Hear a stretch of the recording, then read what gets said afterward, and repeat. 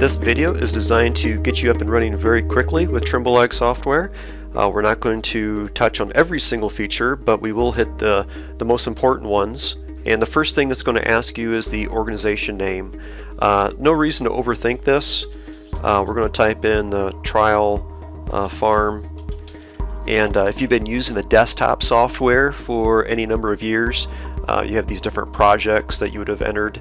That name would probably be the same name here. So again, I would suggest just don't overthink in this too much.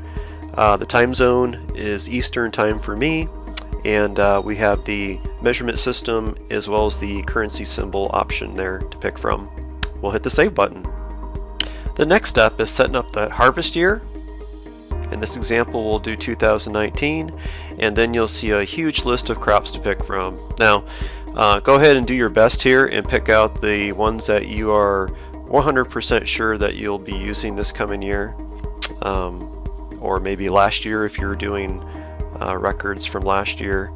We'll just pick out a couple of here, and we'll go ahead and move forward. So the last one I'll pick is soybeans, and hit save.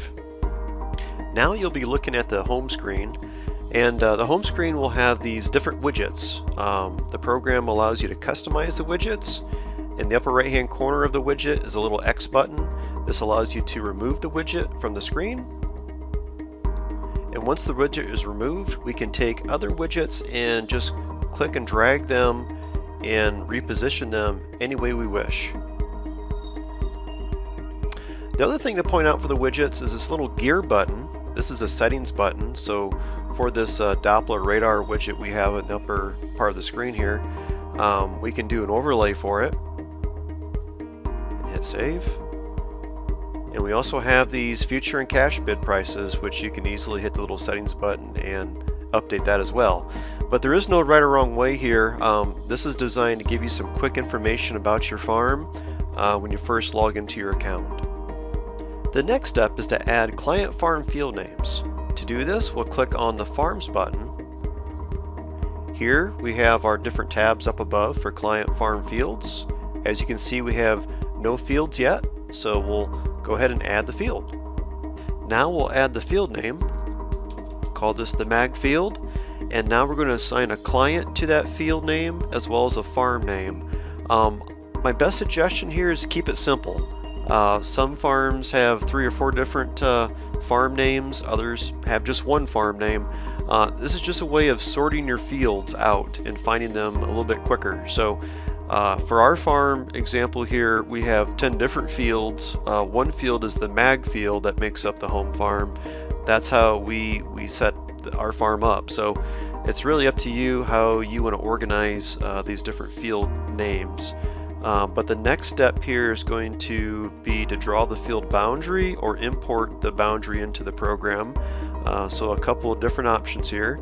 The tool for manually drawing the field is going to be this draw polygon tool. But first we'll zoom in down to the field by using the wheel on our mouse, and try to get as close as you can to that boundary. Makes it a little bit easier. So we'll use the draw polygon and start in the corner of the field and left click our mouse and just go around the field boundary this way. Okay, and if it's not perfect, no problem. Just do the best you can. There's going to be some other tools here that will allow us to make things a little bit easier and clean it up.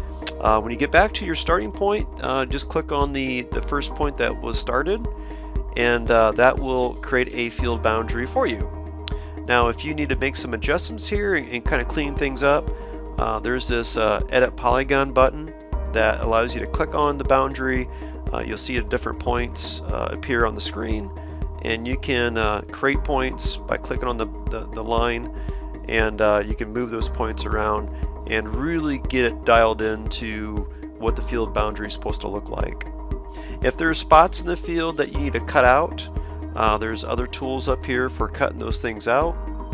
You'll just have to kind of play around here and click around and find them.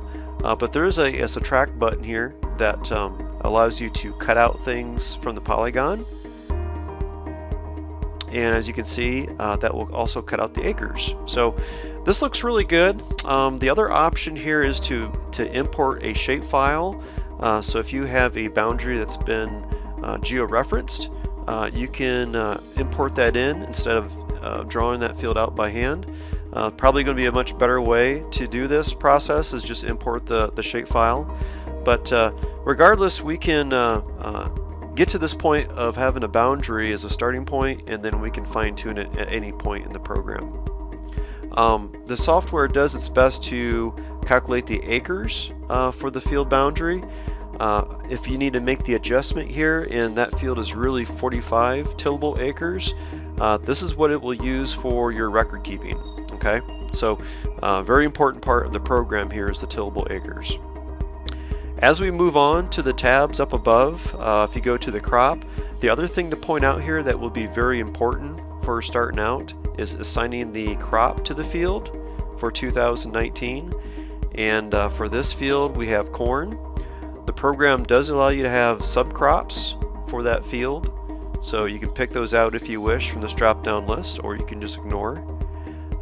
We can also do rotations here, so if we had soybeans last year and a couple years ago we had canola, you can easily pick those out from the list. But really it really comes down to you for tracking these records. You can be as very detailed here as you want, or you can just skip it. The legal information is also there available for you to enter in. There's also some soil information that you can fill in as well. So going back to the general tab, this is kind of where it all starts, the very heart of the field setup side of it. And when you're all done, just hit the save button, and now you'll see the mag field from our list. Now it's time to add our equipment. By clicking on the add vehicle button, we can type in our first tractor. These items here with the asterisks are required, so it's pretty straightforward here. We'll choose John Deere and the type of tractor. The change icon button here is where we can pick out a picture of the tractor. The other item that I would enter in here and use your best guess is the cost per hour. I'm going to put in $12 per hour.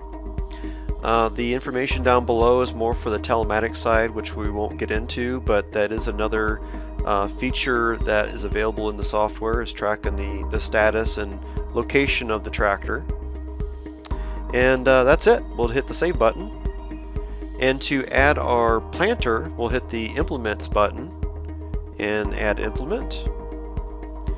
And we will type in our Kinsey 3700 12-row planter and hit save.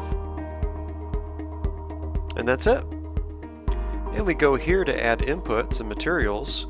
Up above here you have a series of tabs to navigate through. The first one is our chemicals, and to do this we'll just hit the add chemical button. And to really cut down the work here for you, instead of typing in all this information in by hand, go ahead and hit the chemical search button. And here we can hit the drop down list and scroll down to Monsanto, or use the keyboard and find the M's. And here's a list of all the different chemicals for Monsanto to pick from. Here we have the harnessed chemical that we can click on. And as you can see, it adds all this information in for us. The EPA number, a lot of great information that really cuts down the work. If we want to make any changes here, we can. The important stuff down below here that have the asterisks next to it, the purchase units, we've got to fill this stuff in. So we buy it by the gallon and we distribute that by the quart. And the unit cost per gallon, and our default rate is 2 quarts to the acre. We hit the save button, and now we have our first chemical added to our list. Now to add a seed, we just hit the seeds button. Again, hit the add seed button to the right, and we have a seed search. So again, to cut down the work, we will pick out the crop. We'll pick out corn and the manufacturer.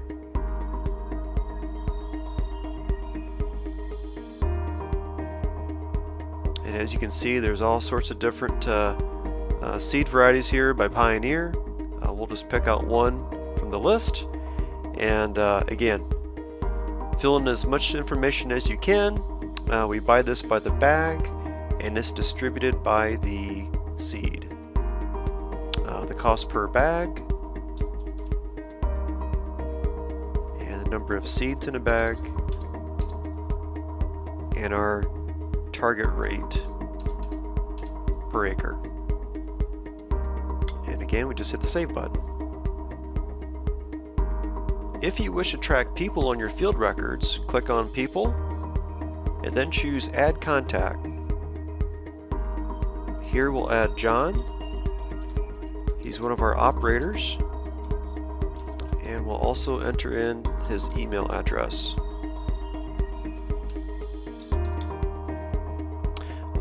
If he is an equipment operator, there is another tab here where you could enter in more information about the operator, such as the license number and the unit cost per hour.